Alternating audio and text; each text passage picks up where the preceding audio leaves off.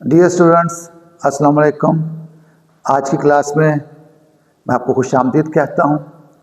और third year students, आज हमारा टॉपिक है इंडस्ट्रियल इलेक्ट्रॉनिक्स ELTR 343 का टॉपिक हमारे पास है DC मोटर का स्पीड कंट्रोल करने के तरीक़ेकार। कल हमने गुज़श्ता लेक्चर में हमने देखा था कि पहला तरीका है फील्ड फ्लक्स कंट्रोल। फील्ड के फ्लक्स को कंट्रोल करके मोटर की स्पीड को किस तरह कंट्रोल किया जा सकता है, उस पर हमने कल बातचीत की थी, उसके डायग्राम पे, उसके फंक्शंस पे बात की थी। आज हम दूसरे तरीके पर बात करने वाले हैं। DC मोटर्स की स्पीड कंट्रोल करने का जो दूसरा तरीका है वो है वेरिएबल आर्मेचर वोल्टेज का तरीक़ेकार, जिसे हम आर्मेचर वोल्टेज कंट्रोल भी कहते हैं। और इस तरीके से हम DC मोटर्स की स्पीड को कंट्रोल कर सकते हैं। ये आपके सामने एक डायग्राम दिखाया गया है। आप देख सकते हैं आर्मेचर EA से मुराद बैक EMF जो कि आर्मेचर में पैदा होता है, VA से मुराद हमारे आर्मेचर के वोल्टेज हैं, RA ये हमारी आर्मेचर की वाइंडिंग को ज़ाहिर कर रही है, फील्ड कॉइल LF और ये इसके सीरीज में लगा हुआ वेरिएबल रेजिस्टेंस है।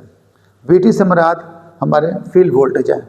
इस तरीक़ेकार में जो हमारे फील्ड वोल्टेज हैं वो कांस्टेंट हैं और जो आर्मेचर के वोल्टेज हैं VA उसको हमने वेरिएबल करना है, उसको हमें तब्दील करना है।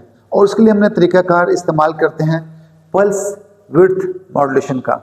ये तरीक़ाकार स्विचिंग मोड पावर सप्लाईज में हम इस्तेमाल करते हैं कि किस तरह से हम ये स्क्वायर वेव है और इसकी ऑन और ऑफ टाइम को हम एवरेज, तो हमारा टाइम पीरियड वही रहा मगर ऑन टाइम को हमने कम कर लिया या हमने ऑन टाइम को ज़्यादा कर लिया, टाइम पीरियड तो हमारा वही है।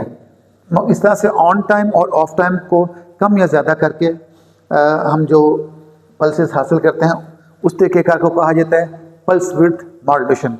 और पल्स विड्थ मॉड्यूलेशन के ज़रिए से हम आर्मेचर के वोल्टेज को वेरी करते हैं और इसके नतीजे में मोटर की स्पीड को कंट्रोल किया जाता है। अच्छा, इसको ध्यान से देखिए।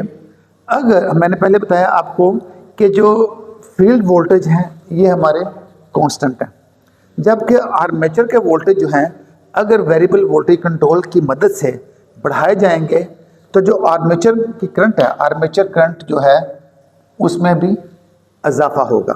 फिर सुन लीजिए बात, आर्मेचर के वोल्टेज को वेरिएबल कंट्रोल की मदद से अगर बढ़ाया जाए तो आर्मेचर की करंट में इजाफा होगा। और इस रिलेशनशिप को हम इस फार्मूले की मदद से देख सकते हैं। आर्मेचर करंट और वोल्टेज का रिलेशनशिप, अगर वोल्टेज बढ़ रहे हैं तो करंट भी बढ़ेगी, क्योंकि वोल्टेज और करंट का ताल्लुक जो है वो रास्त मुतनासिब है, डायरेक्टली प्रोपोर्शनल है। अच्छा, अब जब आर्मेचर की करंट बढ़ेगी तो जो इंड्यूस्ड टॉर्क है उसमें भी इजाफा हुआ। इस चीज़ को हम इस फार्मूले की मदद से देख सकते हैं। Induced torque is equal to field flux. अगर आपकी करंट बढ़ रही है तो फील्ड फ्लक्स बढ़ेगा, जिसके नतीजे में उसकी स्पीड में इजाफा होगा।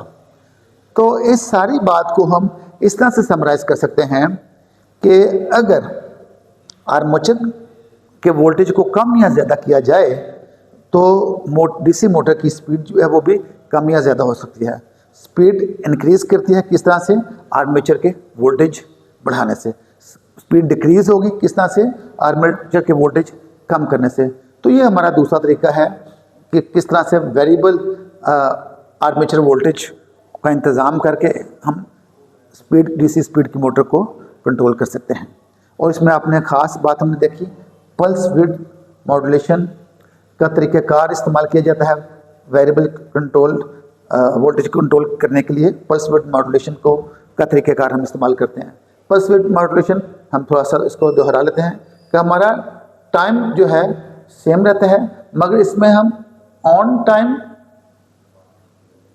को ज़्यादा या कम करके तो हम वोल्टेज जो है मुहैया कर रहे हैं जो आर्मेचर को वो कम या ज़्यादा करते हैं।